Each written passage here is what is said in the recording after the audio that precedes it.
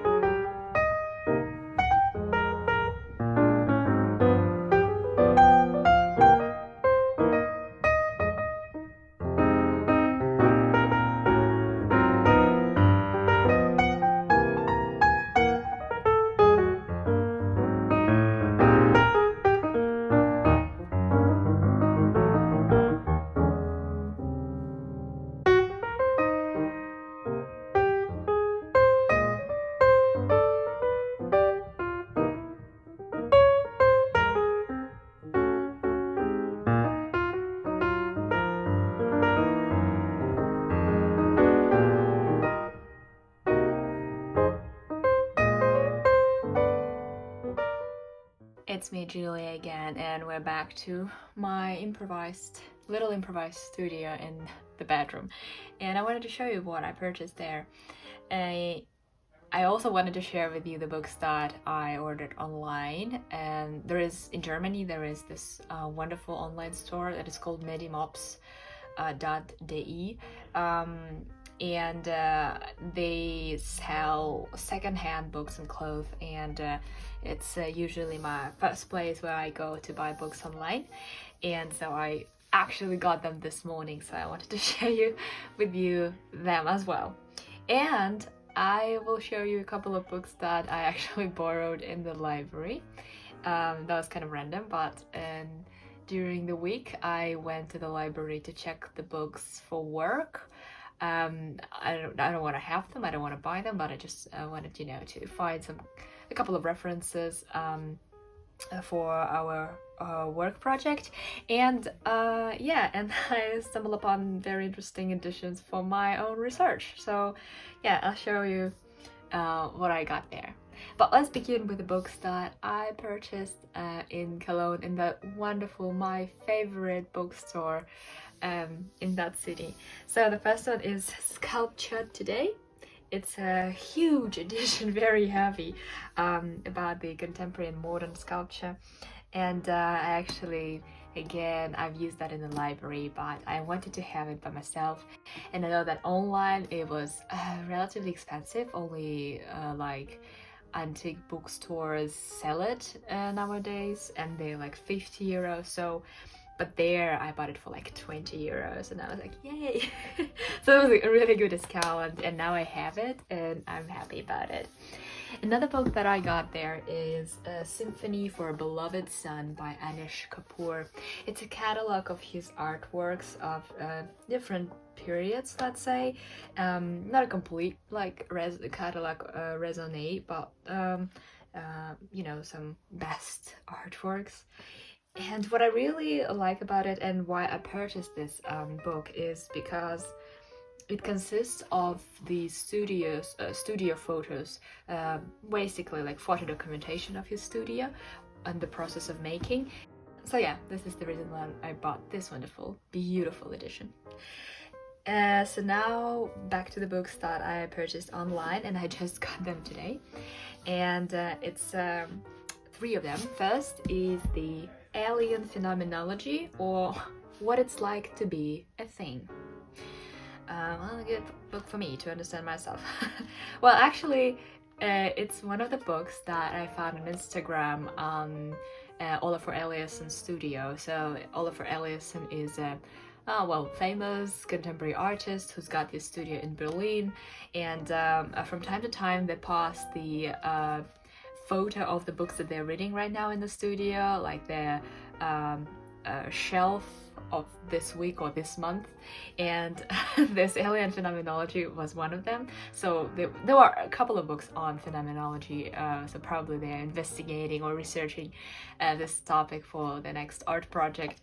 And yeah, I wanted to give it a try. I know about this concept, of course, and I wanted actually to dig deeper. I'm absolute beginner when we're talking about phenomenology and philosophy, for that matter, and I want to learn more, of course.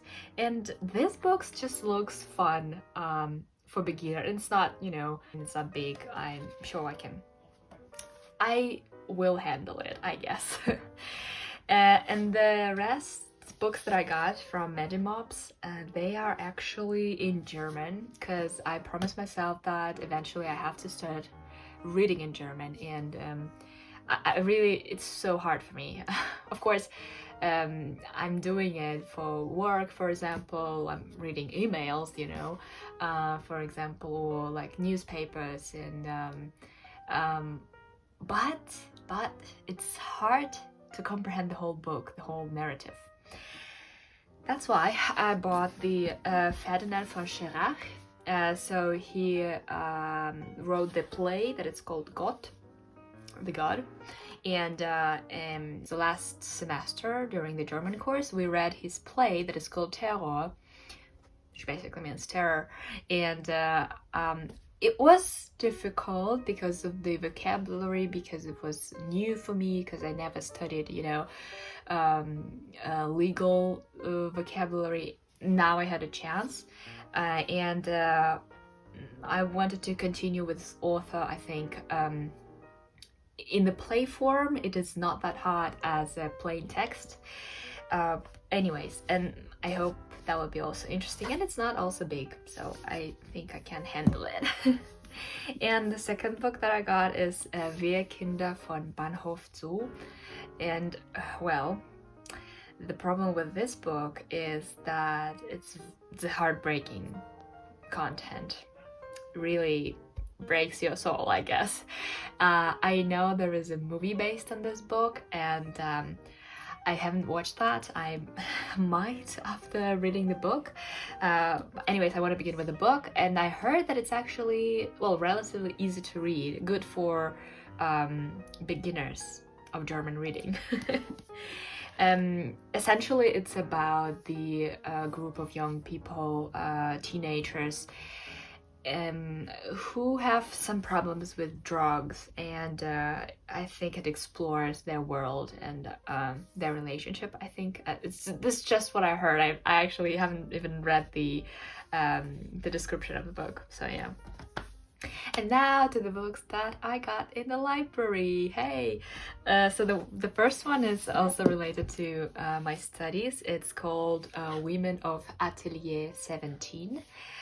So Atelier 17 was an art school and studio based in Paris, founded in Paris, and then during the Second World War it was moved to New York, but in 1950s it was moved back to Paris, where they continued to exist. And so that was a school of printmaking, and a lot of artists were either practice there, study there, or teaching there. So it is a very important, let's say, phenomenon of the modern art history. So I wanted to learn more a bit, and yeah, why not studying with the women of Atelier 17? I think it's a good starting point. So yeah, I took that for studying. I'm going to go through the book, make some notes, perhaps, copy a couple of quotations, references, and so yeah. Yeah, and finally the last book that I want to talk about is this one. So when I was walking along the aisles of the library, I've seen these beautiful letters, and I thought that I have to take it and read it, and to prepare to our incoming trip to Berlin. We're going there in a couple of weeks, so I wanted to refresh my memory on the history of this beautiful city. In fact, I already read this book. I'm like 150 pages through. However, I got a little problems with that. It seems that it's not the history of the city. However, it's a history of how royal family affected the development of the city. Nothing wrong with that. It has its right to exist. It's just, I'm not sure that it's a whole history. I mean, it's not the whole story. Again, the author made his own choice. He decided to write this way. It's his own right. It's just, well, I'm not completely on the board. We'll continue to read it, of course. I learned a lot of different facts about the city that I didn't know before.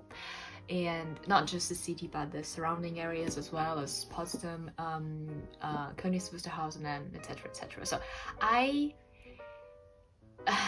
like it for those little facts, and I actually want to read. It's a nice idea that was in a prologue.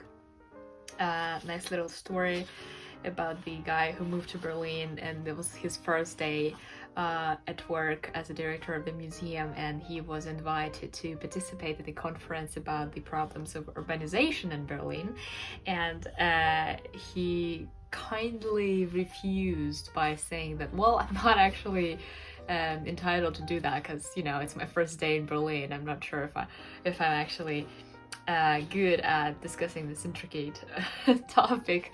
And he was told in reply that, well, you are here in Berlin and you're a Berliner from the first day you are in Berlin. And I like that idea. I think that's pretty cool. Like, everybody is a Berliner when you just, you know, enter a city and start living there. So you're already a Berliner. That idea I like. And yeah, I will leave you with that, and I hope you enjoyed my selection. Perhaps you will actually take a look at them and maybe purchase them in your collection. I mean, those books I didn't purchase, of course. These are just, you know, library editions. But anyways, thank you very much for being with me, and I hope you will have a nice reading month in October. Bye bye!